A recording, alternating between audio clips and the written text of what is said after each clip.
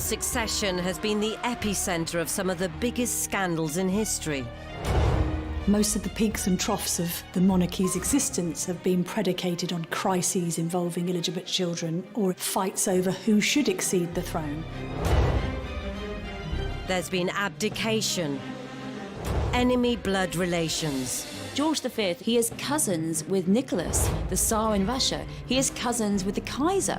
And teenage ascensions. Victoria would have had to have an enormous sense of strength to integrate those two parts. I'm now queen, and I'm coming into my own womanhood. That takes some doing. So as royal commentators dispel the myth of the monarchy. If you're a child in the royal family and you're hoping to grow up and go to an ordinary school, you can forget it.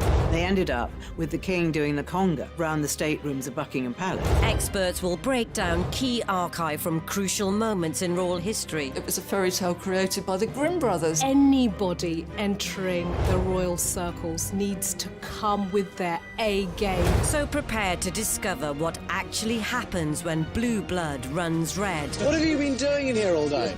This is the Royals Revealed.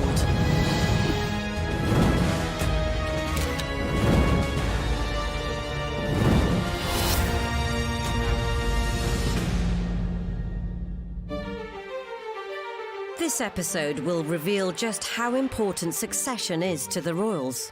Elizabeth, she knew that her situation as a very young woman becoming the monarch of what was still then a pretty big empire paralleled her ancestor Queen Victoria.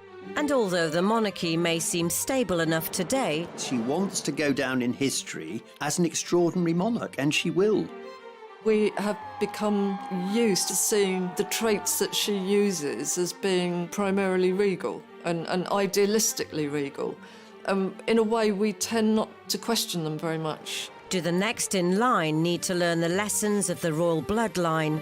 I think abdication remains a dirty word in the Queen's vocabulary because she still blames Edward VIII for thrusting her father onto the throne and effectively blames that for his premature death. Henry VIII had loads of sons out of wedlock, and we even had a situation in which James II, when his wife was pregnant, everyone said it was a fake bump. To avoid making the same mistakes in the future. He knows exactly his position when he becomes sovereign, that he's got to put up and shut up, in so many words. The Queen has been the ultimate constant in British life, and that, of course, puts pressure on everyone that follows her to do just as good a job. On the 2nd of June 1953, the world rejoiced at the coronation of a new queen.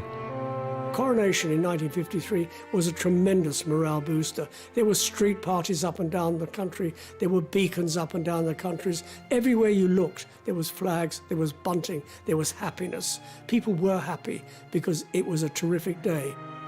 One of the most important coronations of the last century, given that it's led to this record-breaking reign by Elizabeth. Nearly 7 decades on, it's almost impossible to conceive that there was a time when she may not even have taken up the mantle of monarch. Elizabeth II was brought up as a little girl who was never intended to be queen. Her life was one to be of an aristocratic marriage on a big estate in the country, and everything changed when she was 10, when her uncle Edward VIII abdicated. He risks the power and the glory of his position and creates the greatest British crisis in centuries as he clashes with cabinet and parliament.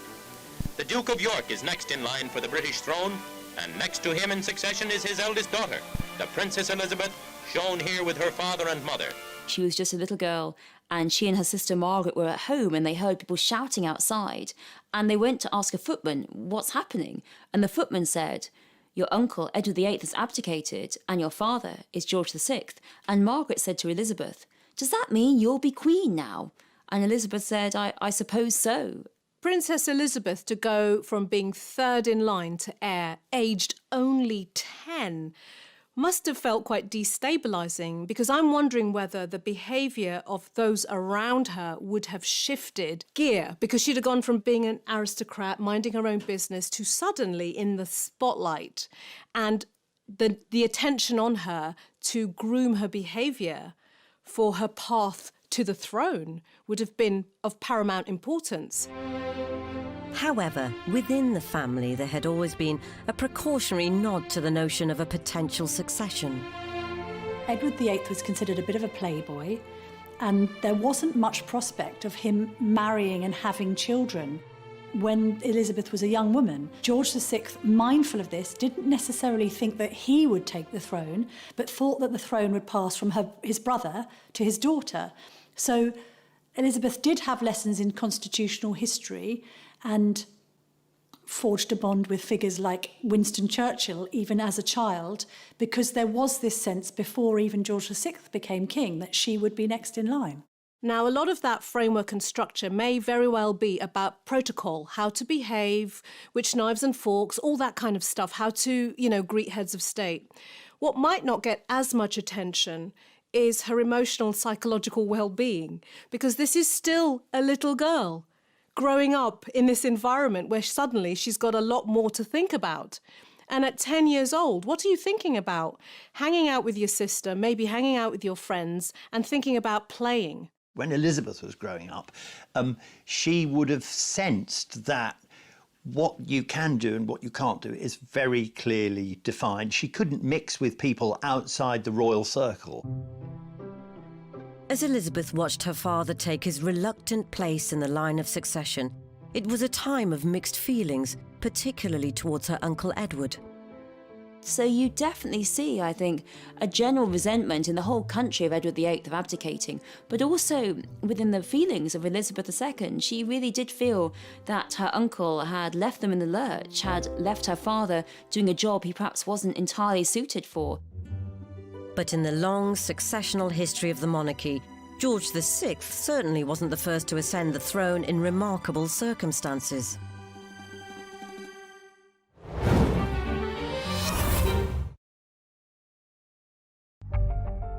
May 1937 marked a milestone in British constitutional history, as after the controversy of Edward VIII's abdication, a confused nation finally got back some stability with George VI's coronation. And his young daughter was now next in succession. There was a sense once he became king and he knew that Princess Elizabeth's destiny was to exceed the throne after him, that he decided to prepare her by sharing the contents of his red boxes of state papers and effectively co-opting her into his role as king so she would know what she was in for. So from Princess Elizabeth becoming heir at this point may not have been as daunting.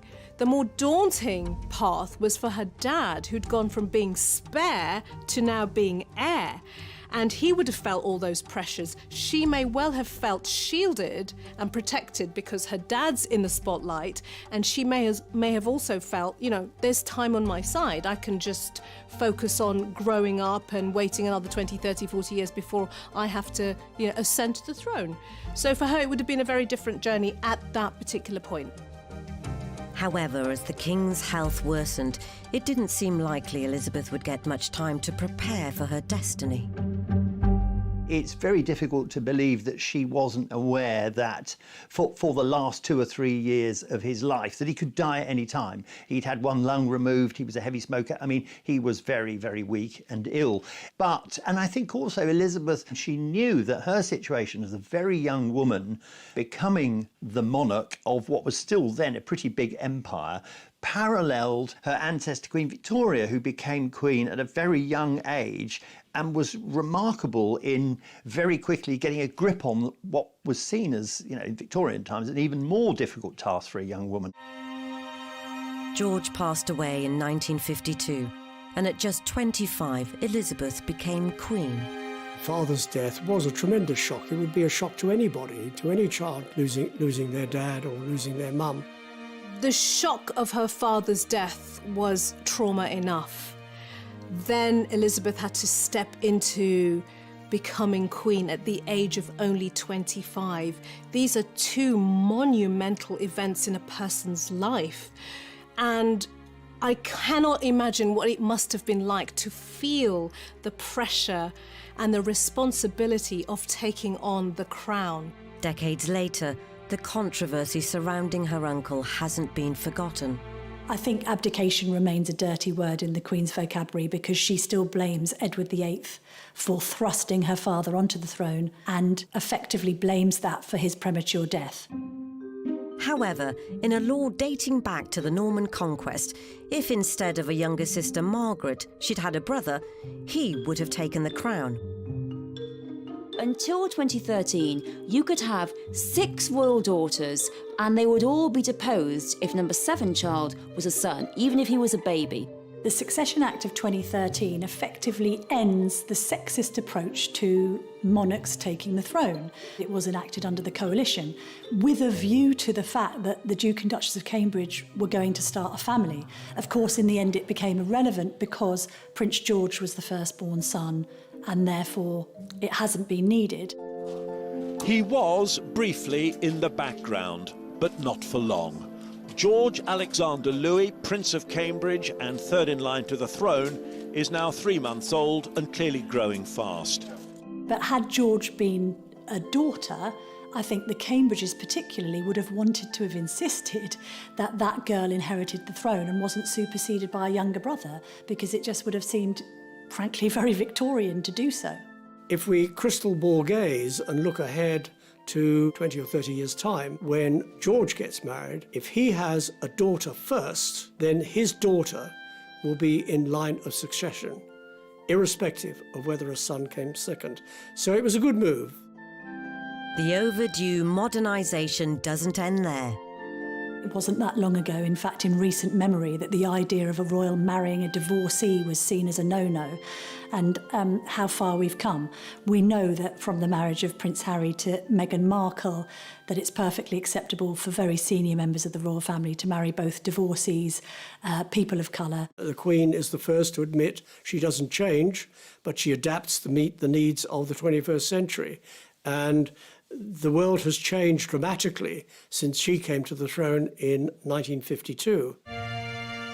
However, the monarchy is still far from adapting to all societal child-rearing trends. Convention dictates that so-called bastard children, to use the old-fashioned terminology, don't have equal right to those who have been conceived and born in wedlock. Now, that might seem extremely old hat and traditional, but it's the way it's happened for centuries. And in fact, most of the peaks and troughs of the monarchy's existence have been predicated on crises involving illegitimate children, or indeed fights over who should exceed the throne. Henry VIII had loads of sons out of wedlock, and we even had a situation in which James II, when his wife was pregnant, everyone said it was a fake bump and that the baby was snuck in a hot water bottle because she'd never have a real child inside the wedlock. So the British monarchy's big problem has been trying to have a child on the right side of the sheets.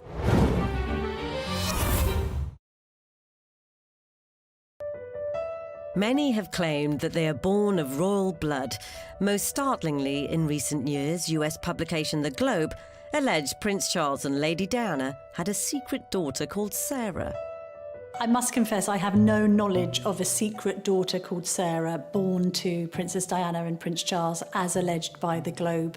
I think that's just perhaps a headline too far, a conspiracy theory that has been widely debunked and isn't given much respect. The monarchy has clearly stabilised since, but some of her predecessors had a fight to get to the throne in the first place. Not least, much heralded leader, Queen Victoria. Queen Victoria was someone who really turned the fortunes of the monarchy around. And Victoria was also seen as the monarch of empire. This was the moment in which the British Empire became the race for land, oppression, conquest, looting, and Victoria was this queen over it all. Yet photos from the latter half of the 19th century don't exactly radiate an effervescent leader. I think, like all Victorian photographs, they probably took about half an hour to take the photograph. So they're quite carefully posed. And I think people get this image of Queen Victoria with her rather stern look and the black clothing and the upswept hair. Her personality was in many ways quite the opposite. Victoria was also the queen of spin. She recognised the importance of newspapers, of image, And Victoria's image of herself, the pictures that were produced of her, really they created this vision of a virtuous, perfect queen. The power of Victoria's image was such that one picture of Victoria and Albert with a Christmas tree meant that the Christmas tree went viral, and after that everyone had to have a Christmas tree when they never really had one before. Victoria made herself, to use very modern parlance, into an influencer. However, this influence Victoria held over her empire and her public only came to be after perhaps the most complex and unlikely route to succession in the history of the monarchy.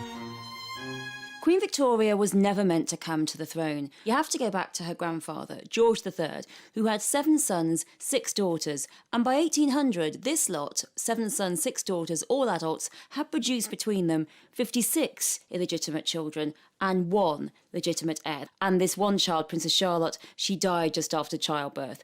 And without Princess Charlotte, there was not a single other child. So the race was on for someone to create a new heir. All the uncles, all the sons of George III suddenly thought, I need to get rid of my mistress, marry a German princess as a Protestant, and then have a child, because if I have a child, I'll get loads of money and pay off all my debts. So it was pretty mercenary, really. And an unlikely sire came to the forefront as Edward, the Duke of Kent, set out on a marital quest. He's only really got a small potential amount of possibilities. She has to be Protestant, she has to be royal, and she has to be of childbearing age. Also, she has to be willing to marry a man who's nearly twice her age because he's 50, and he was pretty lucky to get Victoire of Leiningen, a young woman who was 30 with 2 children, which proved that she could have children, and unlike many of the other royals, they did also manage to have a legitimate child.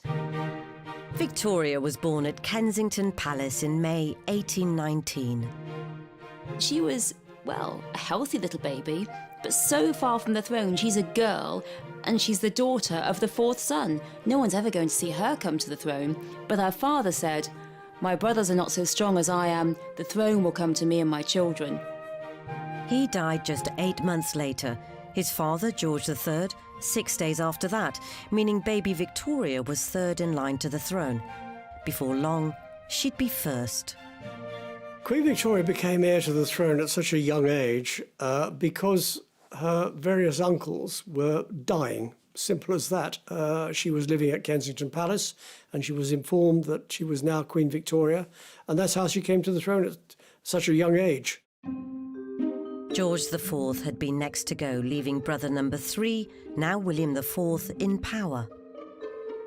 With Victoria only 11 and on course for the throne, her mother and her advisor, John Conroy, set about preparing for her destiny. She was given very strict structure. She was raised in this Kensington system of education that was devised by her mother's advisor, Conroy. And that gave her limited access to other children. How she was educated was controlled. And interestingly, Victoria shared a bedroom with her mother until she was 18 years old. So think about that, very hyper-protected. But were the guardian's eyes on a greater prize all along? What John Conroy and Victoria's mother wanted is for Victoria to come to the throne as a child so that they would be the power behind the throne. And so you have this incredible fight between mother and daughter about when Victoria comes to the throne. If you think about the relationship between Victoria and her mother, in today's terms, she'd be described as a helicopter mother. Very controlling, very overprotective, almost to the point of smothering. And from Victoria's point of view as a growing girl into a young woman, she probably felt like she couldn't breathe. And this kind of level of control can cause a real adversarial relationship between mother and daughter. So I wonder whether there was some kind of battle between the two of them going on. Battle for independence by Victoria and battle for control by the mother. This is how I want you to be moulded. Fortunately, Victoria had a high-powered ally. The king, William IV, he's on the throne and he's old and he's ill, but he hates Victoria's mother, and he wants the throne to go to his niece, to Victoria. That's it. So he says to his doctors, he basically says to his doctors, just wind me up, just keep me going. And Victoria's 18th birthday party, he's too ill to go, but it's a wonderful party. Victoria has a marvellous time. And guess what? Her mother storms off early because Victoria's 18th birthday means the end of all her mother's hopes of being power behind the throne. Having got his wish, William IV passed on weeks later, leaving the now considered adult Victoria to take the reins. This is an 18-year-old girl who's just coming into womanhood, finding her own voice, wanting to find her own identity separate to being the child of someone. And that's quite a conflicting position to find yourself in. So she would have had to have an enormous sort of sense of strength to integrate those two parts. I'm now queen and I'm coming into my own womanhood, and combine them together. That takes some doing. And there was such an avalanche of enthusiasm for her. Even though she was 18, even though she was female in a sexist time, people thought anything has to be better than those awful, awful old uncles. Victoria was crowned in 1838, and having latterly married Prince Albert of Germanic aristocracy, wasted little time in creating her own successional line. She was a very sexual woman. I mean, it's almost as though she was chasing Albert around the palace at some times, you know, trying to get her conjugal rights. And he was making excuses to sort of, no, I need a rest, and keeping away from it. If you look back through history, you've got Prince Albert, you know, you've got other consorts, but they've probably been known for their breeding potential. Victoria's first child is Princess Vicky, and really within 3 months of Princess Vicky's birth, Victoria is pregnant again. They have the heir, the future Edward VII, he's number 2, and then they keep going. And of course this is because, for one great reason, that big families are power. And for Albert and Victoria, they want to marry their children into the other European royal families to create links, to create friendships and create relationships, because Albert and Victoria believe that if your children are all married into foreign royal families, then you will never, ever want to go to war. Queen Victoria had unknowingly set the stage for colossal successional damage that would have disastrous consequences for the British royal family.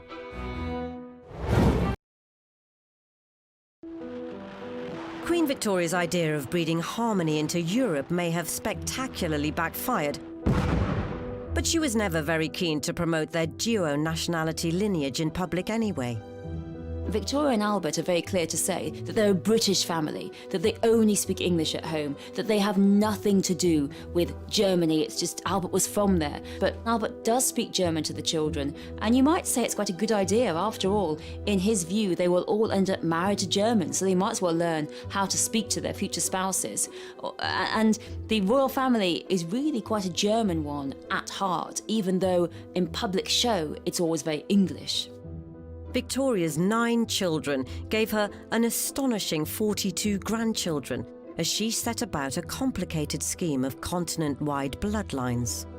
Queen Victoria was an arch matchmaker, and she wanted all of her children married into royal families across Europe. Of course, spreading haemophilia as they went, but never mind about that. And you have a situation thus that all of the monarchies are even more interrelated than they ever were. Though her family was spreading the seed far and wide, Victoria herself lived a much more reclusive life after Albert's death in 1861. She was desperately in love with Albert. Her world came crashing down when Albert died in the early 1860s, and nobody saw sight of her except her private secretaries and her prime minister. Though ever the proud queen, she was adamant to appear one final time in public for her Diamond Jubilee in 1897. By this time, the lady was pretty large, and so Thanksgiving service at St Paul's Cathedral had to be conducted with the clergy and the congregation on the steps of St Paul's, while Queen Victoria remained in the carriage because she couldn't actually be got out or even attempt to make the steps into St Paul's. Victoria died in 1901, but would her international royal legacy continue? After Victoria, her son Edward VII becomes king, then his son George V, and George V is the king for the First World War. And you have a situation in which he's related to all of the royal families through his mother's matchmaking efforts. He is cousins with Nicholas, the Tsar in Russia. He is cousins with the Kaiser. Unfortunately, it was anything but happy families. It actually accelerates and intensifies the possibility of war because all these monarchies are related and all of them are saying not just why has Britain got so much, they're also saying why has our relation got so much. By 1917, the line of royal succession saw Queen Victoria's grandson, George V, now 7 years into his reign, with the world at war. Often during his many tours of the front, His Majesty went up into the danger zone and saw the field artillery at work. King George V and Queen Mary actually started the walkabouts. They went to hospitals, they met the common men and common women, people who were fighting on the front line, people who were injured, people who were recuperating in hospital. They were the king and queen of the people. Despite George's constant shows of support for his troops, there was another war raging back home, a direct result of Queen Victoria's mission to create royal allegiances all over Europe. The outbreak of World War I meant that many Germans living in this country had been seen as really the most marvellous people to have here. Overnight went to enemies, and overnight were hated and lost their jobs. And you actually see incidents in the early days of World War I in which the royal family are actually reported as spies. There was one in which there were said to be suspicious lights coming out of Windsor Castle, which was signalling, apparently, to German U-boats. Now, the police investigated and found it was just the vicar driving home from Windsor Castle, but still there was this appetite, this obsession, this anti-German suspicion, this febrile terror of Germans all across the country. Remarkably, George had visited Germany as recently as 1913. To spend time with their leader, Kaiser Wilhelm II, who also just so happened to be his cousin. The final straw came in June 1917, when an airstrike killed over 100 Londoners, and it was revealed the plane was called a Gotha. The surname Saxe-Coburg-Gotha came from Albert, because Victoria married Albert and took his surname, and so that meant that the royal family's surname was Saxe-Coburg-Gotha. When your king's got the same name, on the one hand you've got a plane shooting up anything and everything because it perceives the British and Empire forces as the enemy, and it was felt highly inappropriate. Lord Stamfordham, who is the King's private secretary, was very good at judging the mood of the people and didn't so much suggest to the king, said to the king, the name has to be changed. Various names are talked about, usually parts of the country. They're debated, should it be Buckingham, could it be Oxford? Britannia was even thought about, which would have been highly appropriate. But in the end, Windsor is plumped upon. They choose the name Windsor, a completely fake, made-up name, simply because they like Windsor Castle. Just 4 days after the Gotha airstrike, George V had officially changed his name.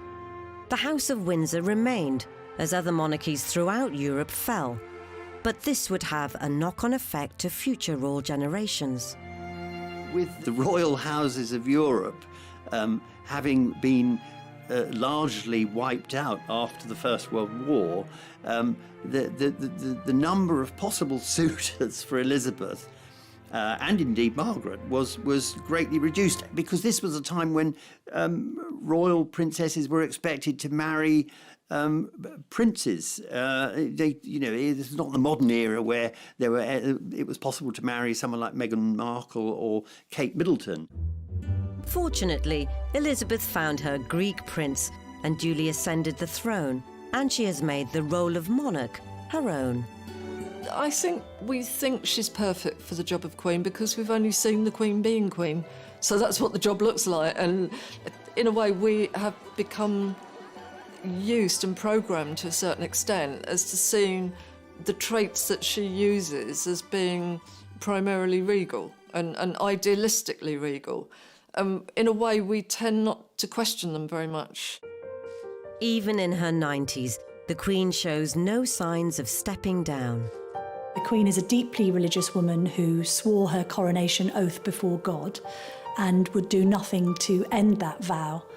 So while she is of sound mind and body, she will continue to be Queen. I think she feels she's almost living in a sort of an heroic age. She wants to go down in history as an extraordinary monarch, and she will. However, one day the inevitable must happen. I think that we underestimate the destabilising effect the Queen's death will have on the nation. There isn't anybody on earth now that doesn't remember either a Princess Elizabeth or a Queen on the throne. That continuity and stability that the Queen has provided has brought great comfort to not only people in the UK but across the world. Plans have already been made for the Queen's funeral, though only a select few can know what they entail.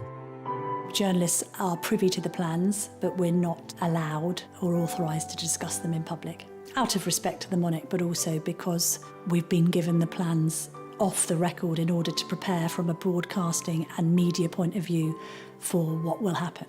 All the royal deaths are very stringently planned for, or the funerals are very stringently planned for, with codings, with setups. And in fact, that was the case for Diana's funeral, that it was based on the plan for the Queen Mother's funeral, because of course they hadn't planned for Diana's funeral. They had no idea that she died so young. What we do know is that on D+1, the day after the Queen's death, Charles will be proclaimed successor. Here we saw Prince Charles riding alone immediately behind the state coach carrying his parents, an upright figure riding quietly without flamboyance. Charles will be automatically king, but there will be a proclamation read from St James's Palace and from other parts of the country proclaiming him to be king, sovereign, defender of the faith, and then it will be formalised at his coronation. What form the coronation takes, that remains to be seen.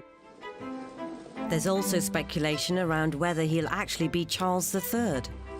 Given what happened to one of his predecessors, Charles I, who had his head disconnected from his shoulders in 1649, having interfered with Parliament.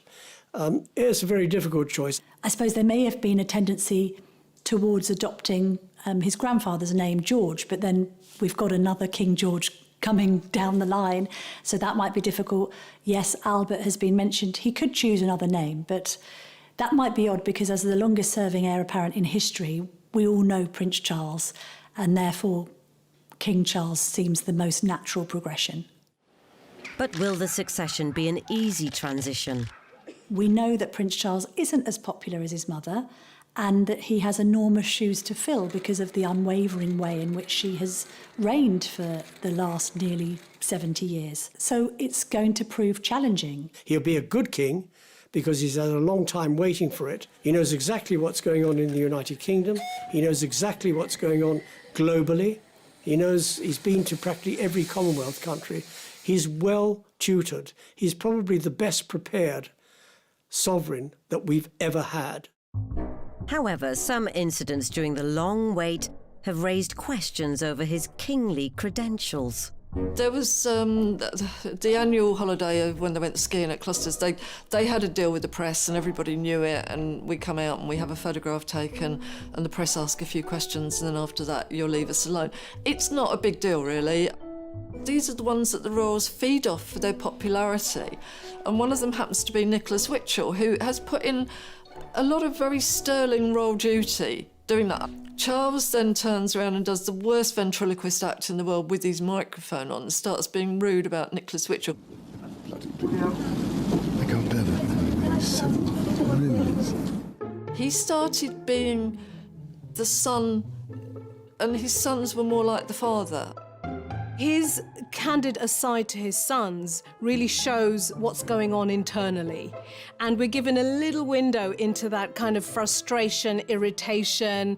And I think he would have been horrified if he'd recognised in that moment that the whole world could hear what he was really thinking. And at that moment, you just want to say to Charles, inside voice, inside voice. I don't think that's the kind of side to the royals that we should be seeing. We probably know that it's there, but it puts them in the worst light. The minute their backs are turned and the smiles turn off, they're slagging everybody off and talking about it. It was almost like that little man, you know, it's like that wasn't another human being, really. And I think that was a very dangerous thing to do. Charles has also been accused of meddling in politics with the so-called Black Spider memos, to where he aired his views to ministers on environmental and economic matters. As heir apparent, you would expect him to wing off letters to ministers. You'd expect him to criticise. Nothing government does is perfect.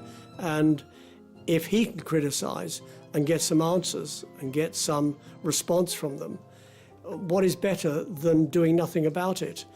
It actually shows the man for what he is, passionate about the country. There is this sense all the time that you have duty comes first, always duty first. And your own life, your personal life, either has to be sort of hidden away or it has to be looked at by the general public and judged. You've got to be accountable because you're being paid by the taxpayer, and you've got this extraordinary, unique position of responsibility. And he's made very clear in a documentary he made last year, Turning 70, that he knows exactly his position when he becomes sovereign, that he's got to put up and shut up, in so many words. Charles has had his fair share of controversy. But is there another successional option waiting in the wings? Not even necessarily the one the public might expect.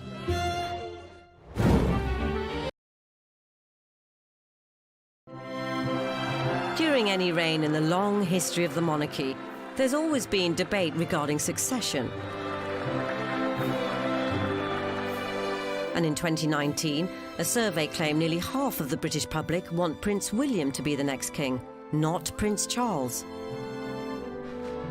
But is he made of the right stuff? William has been born and grown up with a burden of responsibility on his shoulders and a set path he needs to follow, which he can't really deviate from, and I think that's quite restrictive. I think there used to be a bit of jokes between him and his younger brother, with Harry sort of saying that he was able to get away with what he wanted because he never had to be king. The only thing that I would think would be that maybe William hasn't been tested in so many situations. He hasn't had a crisis in his life yet in terms of making a mistake and being able to be resilient or being unpopular or anything like that. So that's slightly untested, whereas I think Charles has been through an absolute minefield. It has been quite a bumpy ride for the monarchy, certainly throughout this reign.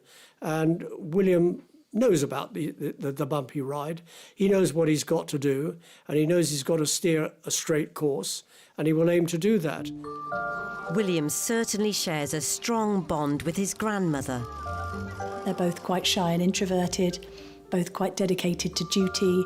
There's a sense of both fun and seriousness about them, which makes them a little bit of a contradiction. I think on one hand, it's a relationship between granny and grandson, and on another, it's a relationship between two different and significant generations of royalty.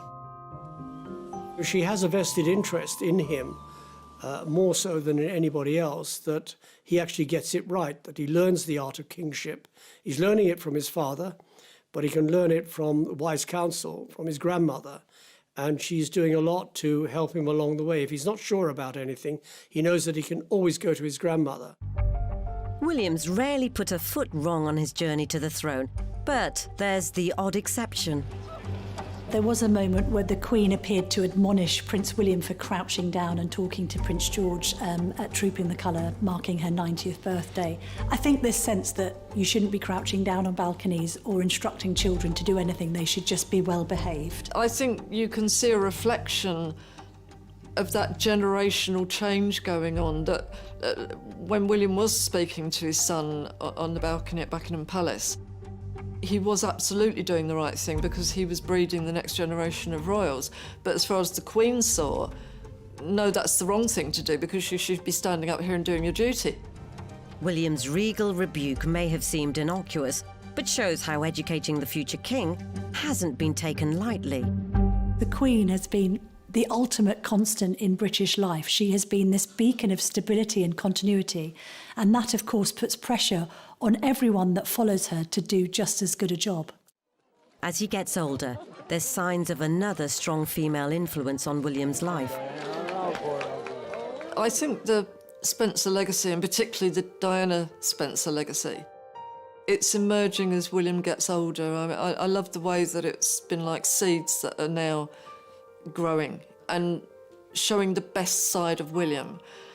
He's clearly got the Windsor genes insofar as a lot of his royal behaviour and his sense of duty, but I think there's almost an even bluer blood in there because of the aristocracy of the Spencers, and the way that Diana translated that to modernise the royal family. Yet, in a family of famously strong-willed females dating right back to Queen Victoria, would another actually be the best successor?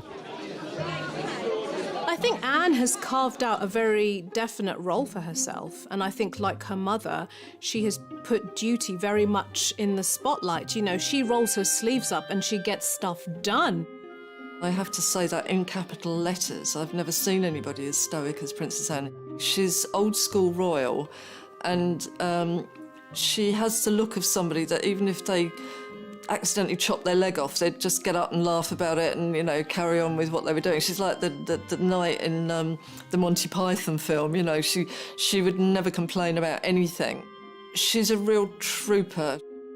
I'm not necessarily sure whether the Queen would have preferred Princess Anne to be Queen rather than Prince Charles be King, but she certainly, as the Queen's daughter, her most trusted confidant. May I invite you to final touches to this rather fine oak tree? I think in the absence of her mother, the Queen Mother, and her sister, Princess Margaret, Anne has grown closer to her mother over the years, always associated with being more of a daddy's girl, but actually she's been a stalwart support of her mother.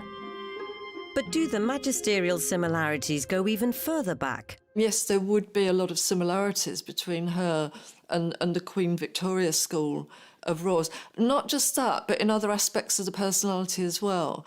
There's that sort of uncompromising dress and styling that Anne wears clothes that she probably bought in 1970-something or other.